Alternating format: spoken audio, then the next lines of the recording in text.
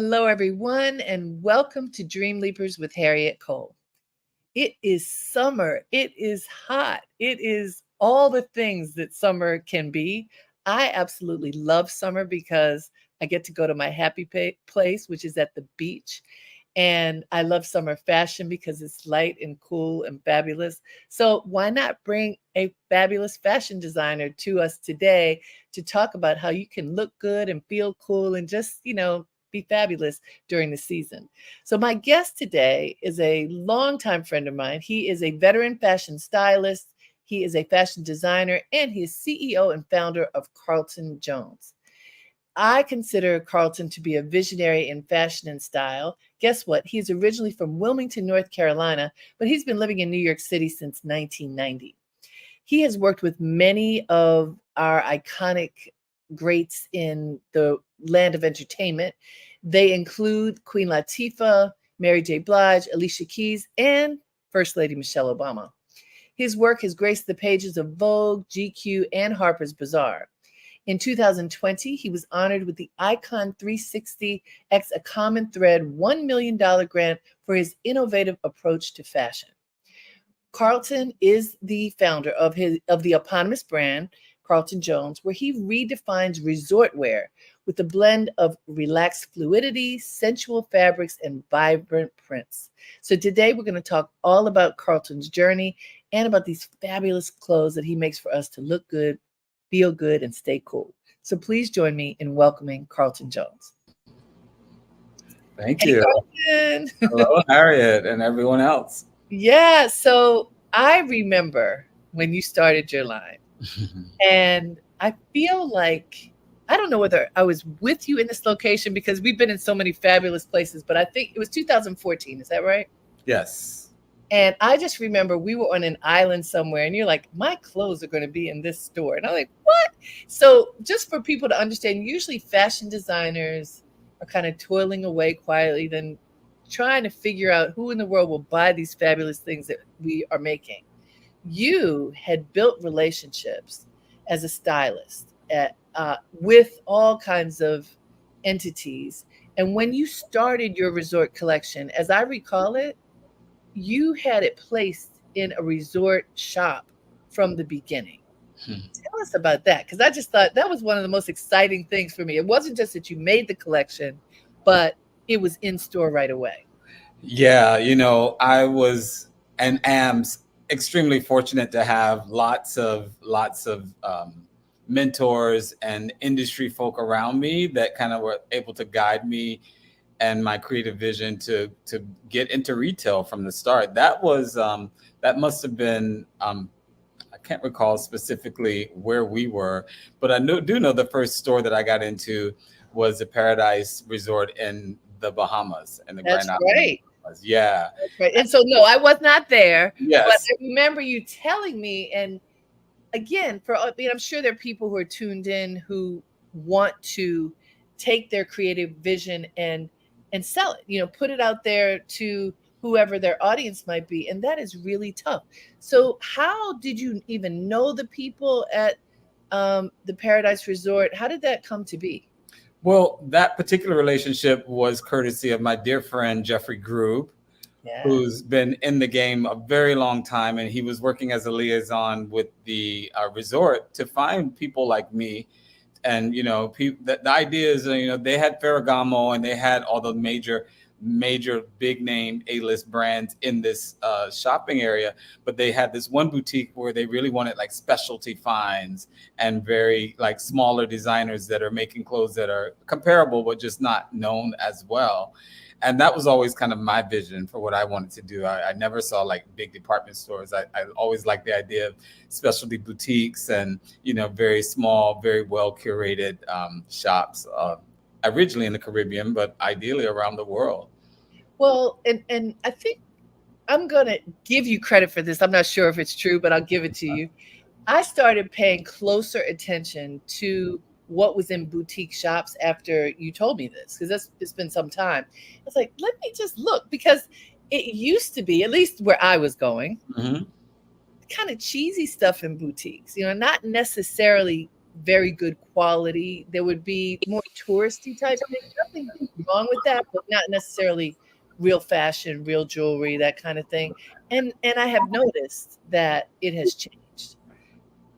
Yeah, I mean, it really has, because I think that a lot of boutique owners have, you know, they we're in a world where we can see everything and you can get almost everything. So when people are really looking for like specialty finds that you don't see everywhere, you have to look outside of the major department stores and the go-tos.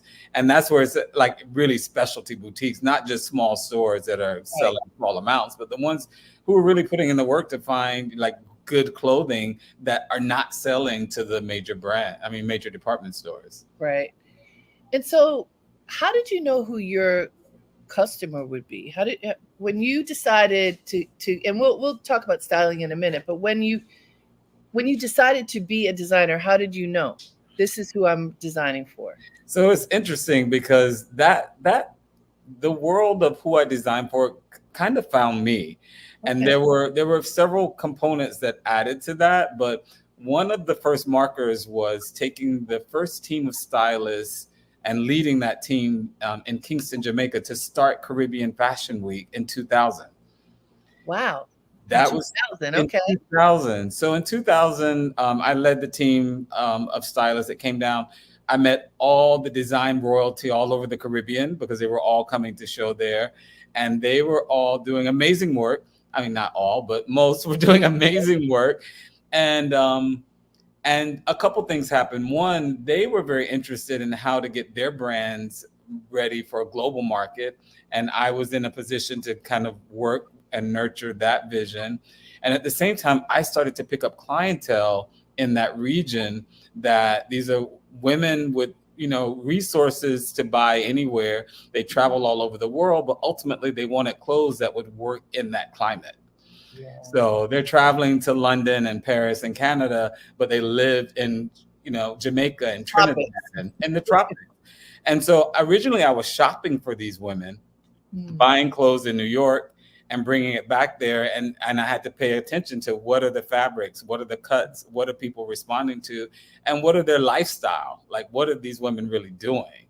And that combined with my celebrity clientele who also traveling all over the world and wanted cool pieces to travel in that worked and traveled well, but kind of like, upgraded the aesthetic of sweatpants and loungewear. So they wanted something a little more chic, but they wanted it to be easy and comfortable, which, I'm a creature of comfort. So that went well for me. But particularly one of my clients in Trinidad, I tell this story all the time because it was my aha moment.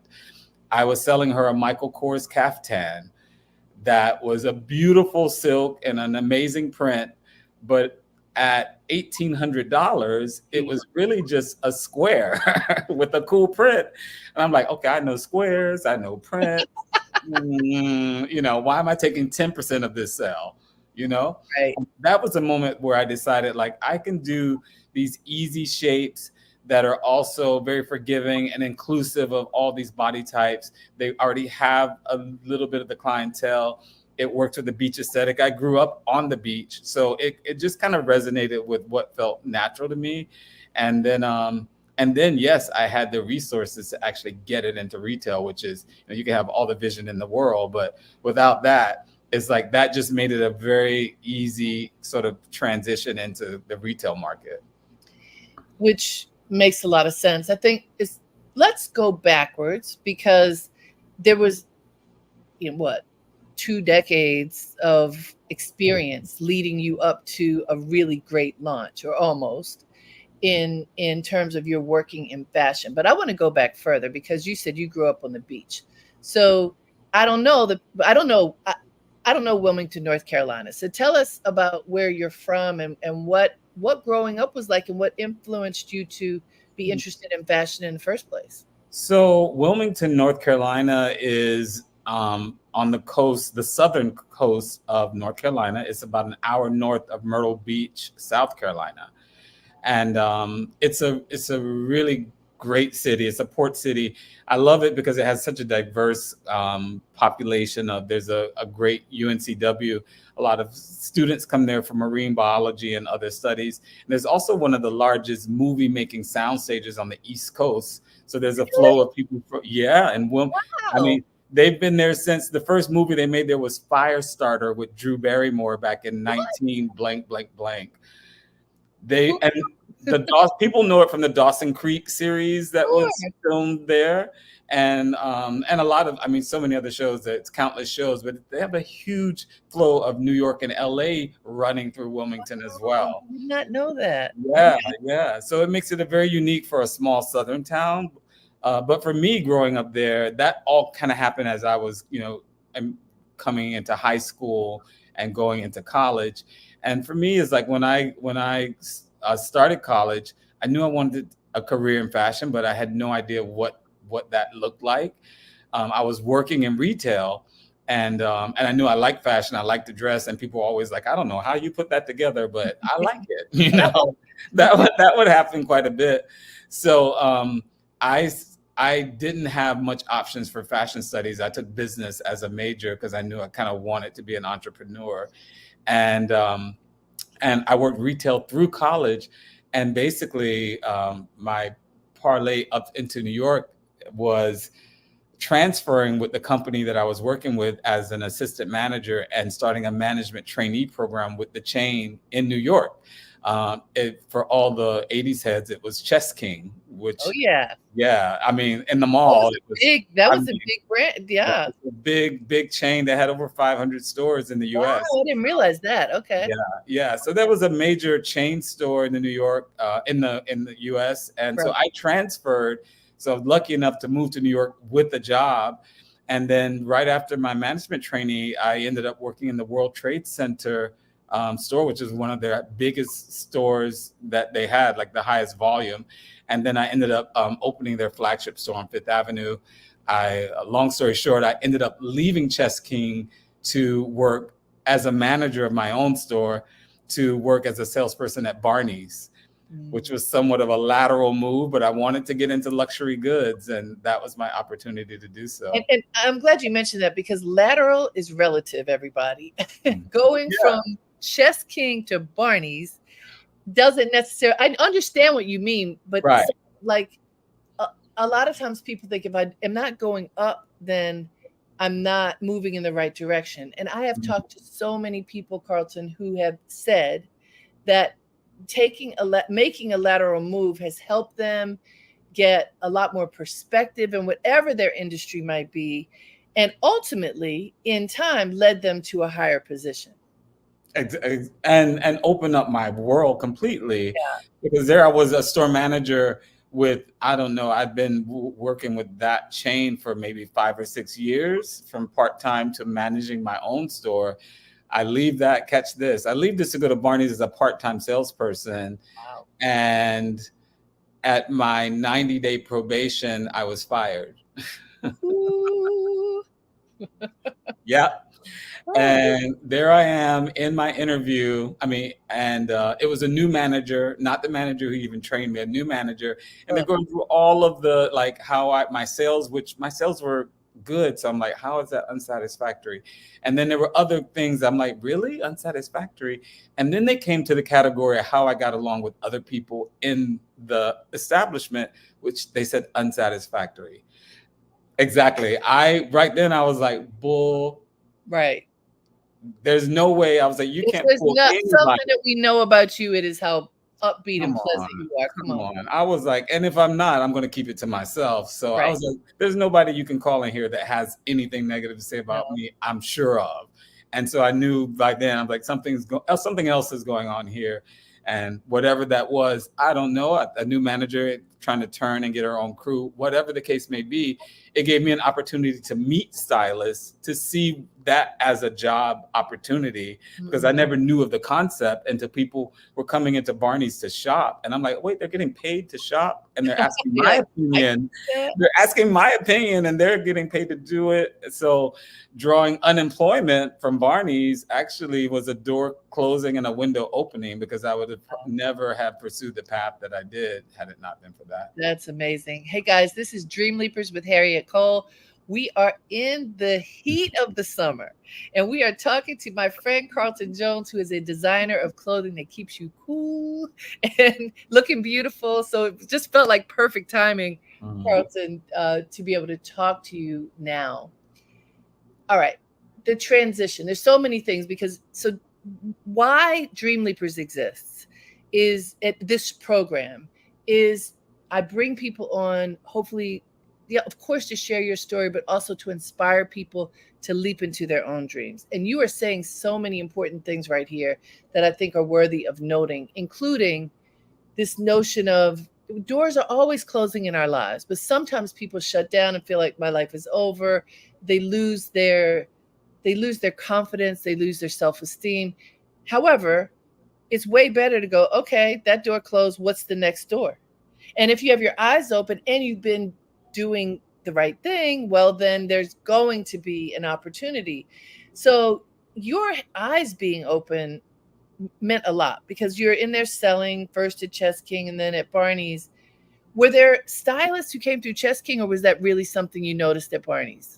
I never knew of that concept at Chess King. No, I they were didn't probably buying it. Chess King as being that kind of store. They might have been buying and returning, but nobody was really shopping like that at Chess King. No, Barney's was the first I'd known of that existence. So for anybody who doesn't know, what is the role of a stylist and how did you enter into that space? Well, there's many different types of stylists, but starting as a wardrobe stylist. Basically, I used to tell people I dress people, okay, but essentially, you're fulfilling the vision of a creative or artistic director to bring the wardrobe to whatever the photo or video or event might be, and it requires translating what that vision is, acquiring what's needed within the budget, getting it to fitting it, making sure it looks good on film and camera, and getting it back safely to wherever it belongs. Yeah. And that requires all kinds of things. I mean, you have to build relationships. I mean, in the beginning, you're often that notion of buying and selling because nobody knows you, they won't lend to you.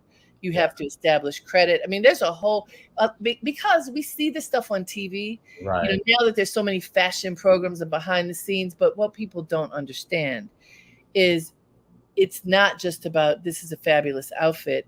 There's so many levels of you having to not only have great vision and learn bodies and have relationships with the people so they will trust you who you're dressing, but also with all of these stores, designers, etc. And you have to have good credit. that too, and keep it good. Yeah. Which is not, I mean, all of that you build over time. What were some of the first jobs that you had? Well, in the beginning, I was borrowing clothes from every girlfriend's closet I could get it from, small stores and boutiques in the East Village to build my portfolio. Right. And I was very fortunate, again, to have people in the industry that could kind of, lead me in the direction of where I could go. One of the first jobs I had was actually styling Lou Rawls for an album cover. And, it was like literally one of my first jobs. And here comes like a legendary, like iconic singer for an album cover. But it was, it was fairly easy and simple. And he was very cool. And it taught me a lot in that experience as much as dealing with celebrities, because you don't usually start with celebrity styling. You kind of work your way to it. But it just so happens one of the photographers that I was always testing with in the beginning also brought me a life-changing job that really started my career. And that's the beauty of like working with people. Like we were all testing, we were all doing it for the art of it. And it just so happens that he landed Queen Latifah's Black Rain album packaging, which he pitched me to do, which I didn't have a large portfolio, but I knew him and I knew the makeup artist. And it came at a time where Latifah had just lost her daughter, her brother. Right. And she was sort of softening herself and her image, and was opening up to fashion. So a couple things happened. Not only was I able to put her in like Todd Oldham and designer clothing that she wasn't used to wearing and people weren't used to seeing her in, but I was also the first stylist to put her in a dress like that was photographed. Really? Okay. I put her in a ghost dress that's on the back of the Ghost. packaging where she photographed at her brother's grave. And I think that transition for her opened up a lot of people. People were like, who's doing this? What's going on here? And it was just it kind of at the height of hip hop. I was at the right place at the right time, and it just sailed from there. And when we think about her image now, I mean, not just how she dresses, but even what she does. I mean, she has expanded her repertoire of skills and appearances so dramatically. Yeah, I mean, she's the full package. She's the full really package. It is. really is. And so the doors opened as a result of that. Were you working independently still, or did you have an agent at that point? I actually did get into an agency at the time. It was Zoli. Which was a really big Yeah, agent. yeah. So it was a big agent. I was like the small guy on the, on the roster, but I was they had Roxana Floyd doing Whitney Houston, Makeup artist extraordinaire. Yeah. exactly, and Wells. Reggie Wells and all these major talent on the roster, but not many stylists. So it did provide an opening to kind of get intros into a lot of my music clientele. That's amazing. Yeah. And so along the way, as you are fulfilling the needs of your clients, many of whom, especially when they are entertainers, put it like this, when they're not models, they are not wearing model size, they're not wearing samples for the most part because their bodies are not what we know in the world of fashion. In the past, I should say, before inclusive fashion was a thing, which is only in recent years that it has been as predominant. Models tended to be very, very small because everything was a certain size, and that's what designers made as samples. But you're working with people who have every kind of body and height, etc. How were you solving the challenges that may have existed to dress them when you couldn't go in and borrow a sample? You know what? A lot of those challenges were met with my desire to design. So this is before I considered being a designer. I always sketched and I always had ideas. So when I couldn't find what I was looking for, I would sketch it out, I would draw it. And it just so happens that 2 doors down from me is Guy Woods and 5001 Flavors, where I could literally take an image of a sketch and be like, can you make me this? And they could make it. I love it.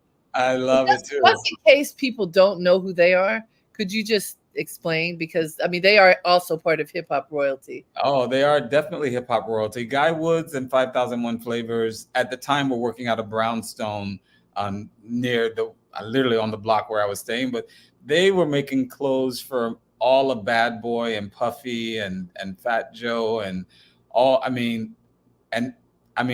almost everyone in hip hop. They had their hands in it like nonstop for decades,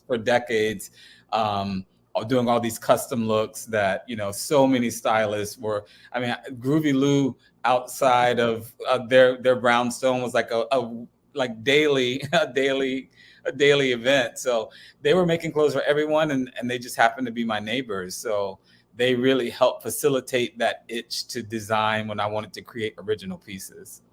That's so great. And tell us who Groovy Lou is for those who may not know. Groovy. This is styling. I mean, this is styling royalty and icons. This is at a time when you couldn't we didn't have social media. So if someone was photographing an outfit and you thought, oh my God, that's amazing, who made it? You had to do the homework to find out who made it. You couldn't just run it around an image check and get a name. Like, it wasn't so easy to do that. And so this is when you really had to know your business, you had to know your clients, and you had to do the work. Yeah, absolutely. Hey guys, this is Dreamleapers with Harriette Cole. I hope you're having fun. I'm having fun right now talking to Carlton Jones about the golden era of hip hop, which was so good for so many people, and his career navigating from salesperson, manager, stylist, and now designer. We're talking about this during the hot month of July when everybody's trying to figure out how to keep cool, but also to stay chic. And so that is something that Carlton specializes in with the designs that he creates, mainly for women, but also a lot of folks wear your clothes, including Carlton right now. But, there are a lot of folks. So it really is, we say fluid, whatever. It's clothes for everyone. And especially because much of your clothing is draping, it can fit a lot of different people, which is pretty cool. So we go from, I want to go to that golden era of hip hop because so many incredible things happen. Among them, a lot of people of color realized and stepped into their power in a way that was much more palpable, I think, than ever before globally, because Bad Boy had this international footprint suddenly, because I really think they helped with that, with the videos and Puffy with being in all of them and, all the things that kind of happened there. But all of these labels were coming up, the messaging, somewhat controversial, but also empowering. And we got to see fashion on all different levels being worn in New York and Tokyo and everywhere in between. You are styling during this time. You're working with a lot of these people who are really feeling empowered to create whatever is on their hearts. You're problem solving for them in terms of how they show up. You said that you started designing because you needed to solve some needs for people and the clothing wasn't there. 5001 Flavors helped you to execute your dream. How has the partnership been over the years with you and different folks making your clothes? Because I know that you've worked with a number of different people over the years to execute your vision. That's a good question. When I first started the brand, I didn't know the garment district like I know it now. Right. I was, again, one of my angels who assisted me as a stylist for many years. Little did I know how deep he was as a production manager for brands as another gig of his. So I met him doing sales at Agnes B. He assisted me as a stylist when I started to design. He's the first one to take me in the basement of some of these buildings where I was used to going to the showrooms on the top floor. He's like, no, but down in the basement is the factory where they're making this. And here you turn it inside out to see how it's made. And sometimes he would habla en español to get me a better deal. And do you want to say who this is? This is Jacinto Onofre, actually. Yes. And who's still here and still doing styling and still doing production manager for major brands and I mean, just a true friend and veteran as well in this industry. So that was my liaison into finding production here in New York, where I still produce my collection, by the way, and getting to, I've gone through many different people now, to find the team that I feel most stable with. But now I have everybody here, and we're all stable as can be. That's great. Yeah. And, one of the challenges that small businesses have, but especially fashion businesses, is being able to finance the dream.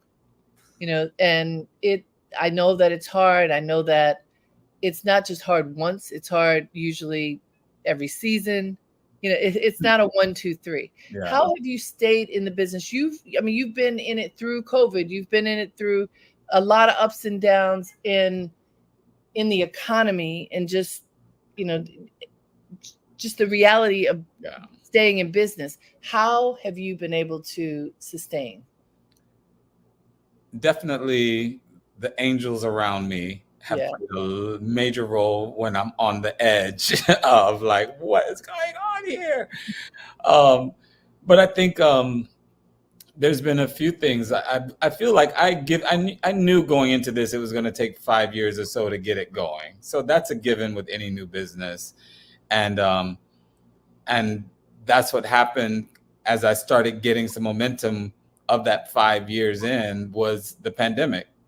Like we hit 2020 when I was like, oh, this is the time where I'm supposed to be now a profitable brand.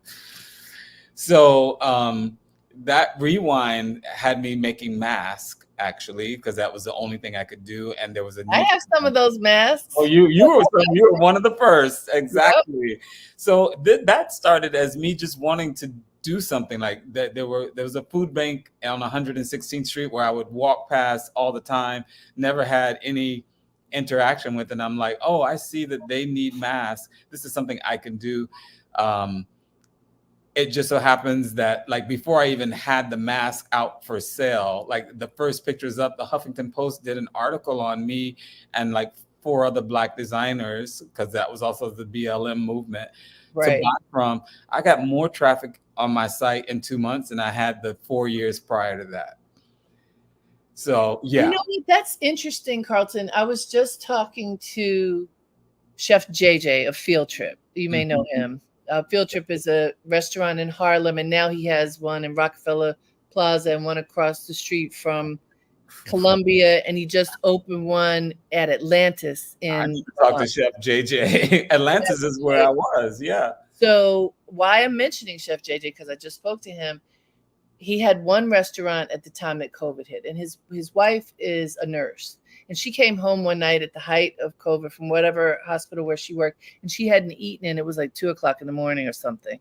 And he says, if you haven't eaten, and she works at a really luxe hospital, what's happening uptown? Wow. And that sparked him to start making food for the hospital workers, the frontline workers, like at Harlem Hospital and other places. And in order to raise money for it, he put something on social. And as a result of that, and all of the give back that he was doing, which is kind of like what you were doing with your masks, this is how he ended up with deals for other restaurants, because real estate investors were like, you're doing good. Let me support you.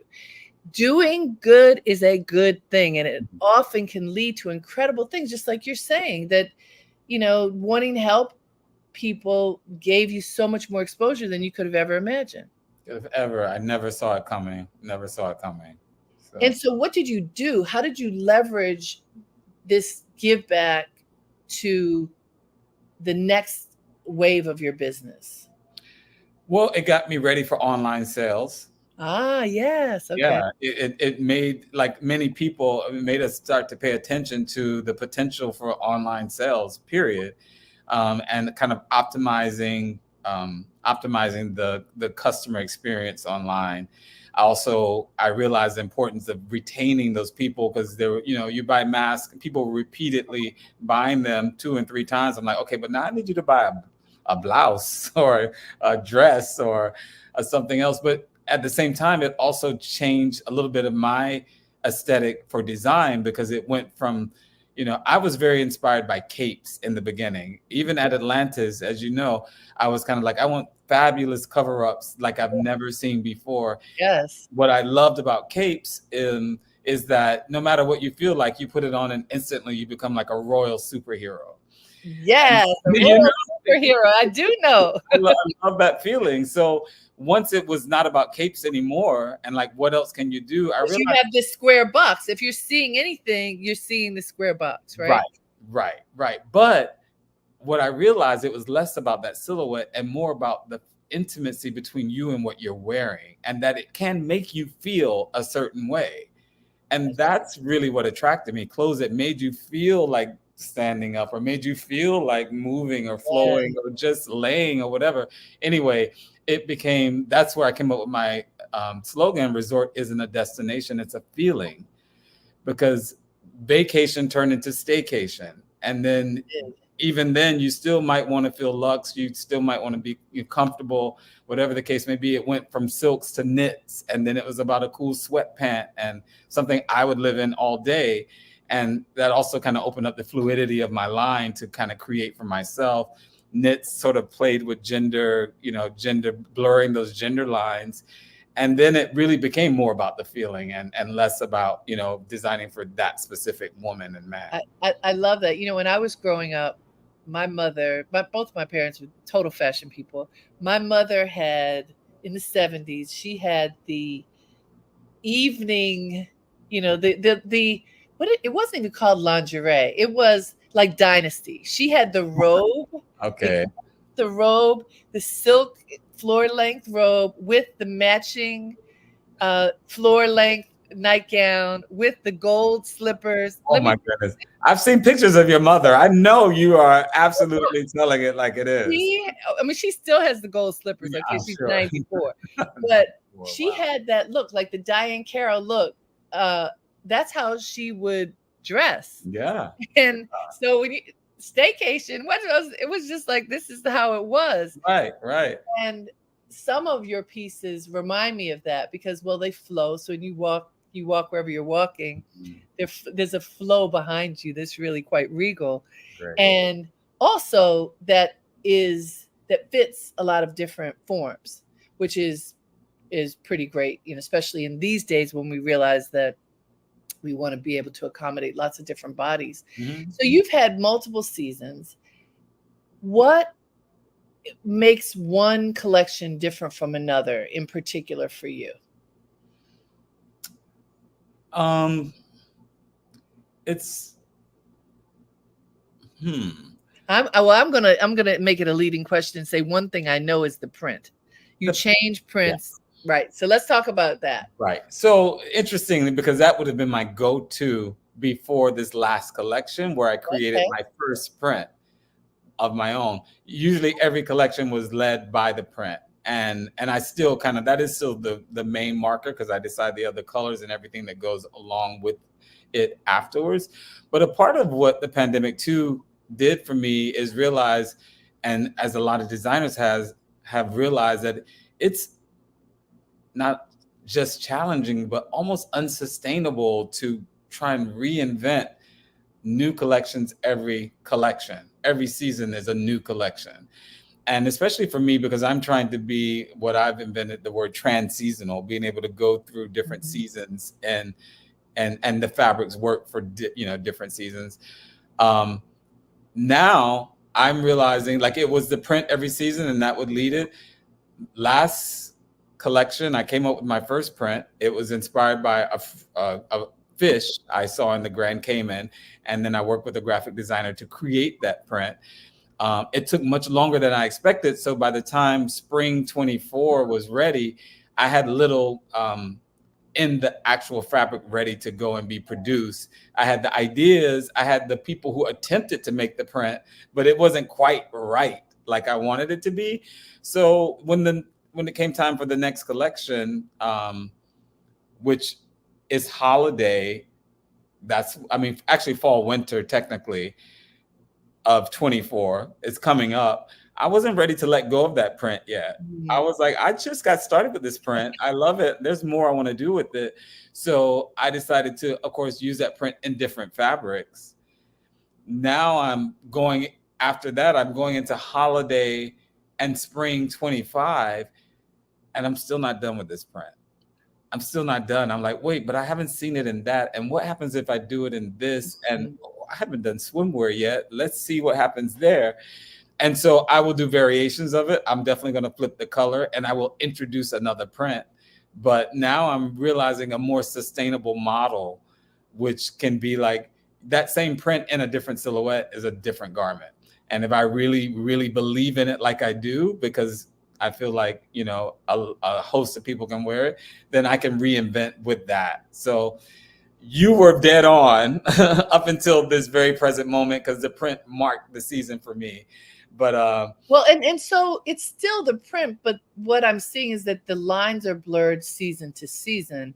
yeah, And you mentioned something that I think is important. These days, people are talking about it much more seriously, which is sustainability. So that you don't have to have a whole complete new wardrobe every season. oh, A, it's really expensive, but B, what are you doing with all the rest of those clothes? Right. So, what does sustainability mean to you as a designer? it just means, creating like no one really needs a lot. We don't really need that much more clothes. So No, no. need, I guess need is relative. I just feel like, fashion is one of the biggest pollutants on this planet. And sad to say, we're a large part of it. And so sustainability means different things to different people. For me as a designer, it starts with the fabrics always. So there are fabrics that are just pollute less and feel amazing. So I start there. Having things produced here in the garment district is not cheap at all. Right. It's not cheap, but I choose to do that because I'm producing small. I can see it, and it's less of a blueprint as well. And then also, like, okay, I have rolls of fabric from last season. This I learned actually, the fall winter collection, fall winter 2021.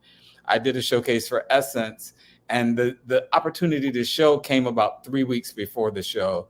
Wow. So I was scrambling to pull it together, and I realized, like, well, I got this fabric and that fabric and this from, let's put it together and make a collection. And it was from previous collections, but I thought, like, this makes sense. Like, why am I gonna pay these rolls no mind? Let's use them. So that's where the idea really started to formulate. I can reinvent using the goods I have paid for in front of me rather than struggling to go and buy more stuff, It's interesting you say that. I've been observing, as I always do, just different people as they're moving in space. And what you've just described is something that I've observed anyhow about people who are from other countries outside of America. Like, even let's look at French people for a second. The citizens, they'll wear the same thing a couple days in a week or 2 days in a row, and it's no big deal. It's my clothes. I can do what I want. I've seen some in my neighborhood, a lot of West Africans, and you see they're styling, but they're not necessarily styling in a new garment every day. Right. There is the sense, I love my clothes. I can wear my whatever it is again. Yeah. And remember, Michelle Obama did that. She would wear an evening gown again, and that was unheard of for the first lady. In the eye. Yeah, especially being in such the public eye. And so I think that's part of the training. While, as you pointed out a moment ago, I mean, most of us don't need any clothes. Not really. But if we are choosing something that we want, let it be special. Let it be something that we want to enjoy, not just this season, but ongoing. Let it be something that that we can have for 10 years or however many years. And last. Exactly. That it'll last. Like, I've given my daughter, who is now 20, a whole wardrobe of things that I saved when I was, what is her size now, because I just said, one day. Mm-hmm. That day has come, and it's wonderful, to carry. Yes, that's sustainable in our house. It's recycling. Yeah. So, Carlton, what are the pieces, the key pieces in the collection that you have for this season, and where are they available? Well, key pieces. I could show you better than I could tell you. For those who are listening, we're going to describe what Carlton is showing, and for those who are seeing, well, you're about to see it now. Let's look at some things. Well, this is the print and one of my best-selling dresses. It's called Vera. The print itself is like an aquatic animal print. Nice. And this is viscose and silk, so it feels like silk, but it has a slightly drier hand. And it works in the sun. It has like bamboo cuffs, and it's an easy shape for most women that can be belted for like a fit, or it could be like loose and kind of like a streamline. It could be a caftan with sleeves, I suppose. But you can see the weight of the fabric is ideal for the heat. And the colors here, they're sort of muted pastels, right? Yeah, so what I generally do in my prints, unlike the one I'm wearing, is that I try and mix warm and cool colors together, because it just makes it easy for all skin tones to wear it. It's like, and everyone can pull a color from it that they want to accessorize with that works. And so that's what's happening here. The base is warm, but there's those pops of blue and cool that kind of keep it fresh. So really good. And let me remind folks where we are as we're about to look at some more clothes. This is Dreamleapers with Harriette Cole. We are now looking at clothes and describing clothes from the Carlton Jones collection and having a lot of fun doing it. So let's see what we've got next. This is another one of my fabrics of choice. This is a viscose and linen blend wrap dress. It's like a midi length, so it's a long dress. But what I love about it, like I've always loved linen, but hate the wrinkles, even though that's a part of linen. With the viscose, it doesn't wrinkle and it drapes so well. So, I put my little personal touch of like my signature print on accent places where I can. But it's one of those shapes that many different bodies can wear and adjust. It's not like, oh my God, I ate a meal, I can't wear it anymore. Right. It's like, just adjust the tie. I don't like too many fussy things, and I love a wrap. So wrap dress, wrap skirt, and wrap pant, which I'll show you. It's kind of one of my signature pieces. Like that's the adjustment for me before I get too busy. So this dress I love because it's got a little darting in the back, so it actually fits it fits, but it's generous at the same time. So that's my linen viscose wrap dress, a basic staple that are one of my new classics. And then this is the wrap pant. This is kind of my take on a skirt over pant feeling that's inspired by like Gaultier and so many others style icons. But it was a way to do like a chic sweat pant that I could wear in the summer when I really didn't want to wear pants or want to wear clothes at all, to be honest. But it's so lightweight, it's bamboo. So it's like it could honestly, like, I could dress it so it could look kind of stylish and dressy. I could wear it to the gym and then go to dinner after that and still like, it'd be appropriate, especially in bamboo because it breathes so well in the heat. So those are, and it's totally unisex as well. And then maybe I'll just give you a sneak peek of what I was saying about exploring fabrics. What I'm doing for holiday is that same print that you saw, I'm exploring in sequins. So this wouldn't have made the spring collection, but this is like what would be new and next in the print that I'm doing, but not too much on that. That's not coming until later in the year. That's not yet, but I like the fact that you have graduated into having your own prints. And so just business wise, how does that work? Do you have to copyright the print? How do you keep it as yours and not someone else's? That has not been copywritten. Okay, but it's about to if it needs to be, right? Yeah, no, well, that file, yeah, it's really with the file. Like normally, even if you buy a print from art, like there are many print houses that have amazing prints done by artists, and you purchase them, and it's technically yours. Nothing can stop anyone from really knocking off that print. To be perfectly honest.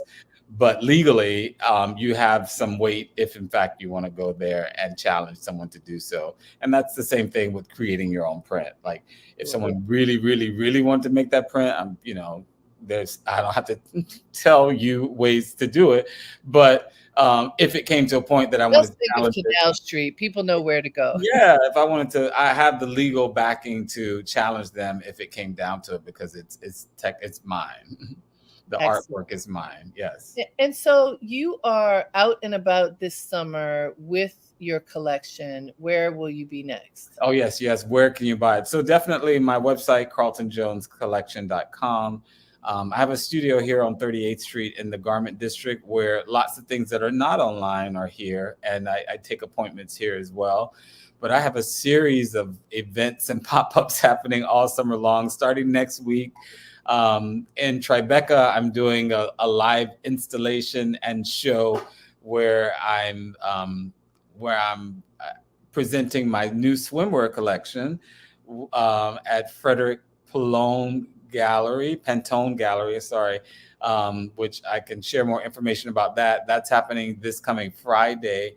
And then Saturday and Sunday, I will be in Sag Harbor and Shelter Island at Pure Soul at that incredible boutique that, thank you very much, Harriette Cole and Jeffrey Grube, for pointing me in the direction of that boutique, which I originally started selling with them in their store in Puerto Rico. And then she invited me to come and do this boutique pop-up in Shelter Island on this coming next Saturday and Sunday. I'm sorry. Where is this information available? Can they go to your website and see your calendar? They cannot go and see a calendar, but you know what? That's a great idea. And they will be able to. Yeah, no, the best way to get all the information of what I'm doing is if you do go to my site, there's a pop-up for the newsletter, and I send this to all of my followers, like what I'm doing. They get the calendar. They get, they get to find out what's on sale first. They get the special deals. So I do encourage people to go to my site, and so I don't send newsletters out like every week, and they're not annoying. But when there's something worth like these pop-ups and events, and now I will need a calendar because there's something about every weekend there's something happening. So those are the most important. But yeah, go to the site and subscribe so you can find out all the beats. Excellent. Yes. Excellent. Thank you so much, Carlton. Congratulations on the latest collection and just, staying in the game and making folks beautiful and feel beautiful. We love it. Thank you so much for being a true supporter of not only me, but so many artists that need your backing and need your support and need you sharing and spreading the word of us trying to keep the dreams alive. So I can give more. Thank you. You're welcome. Thank all of you for tuning in to Dreamleapers. I hope you are inspired as you walk out into the hot weather. Stay cool, drink some water, and wear something beautiful. You can go to carltonjonescollection.com to learn more about him and his upcoming events. Until next time, have a great day and make it count.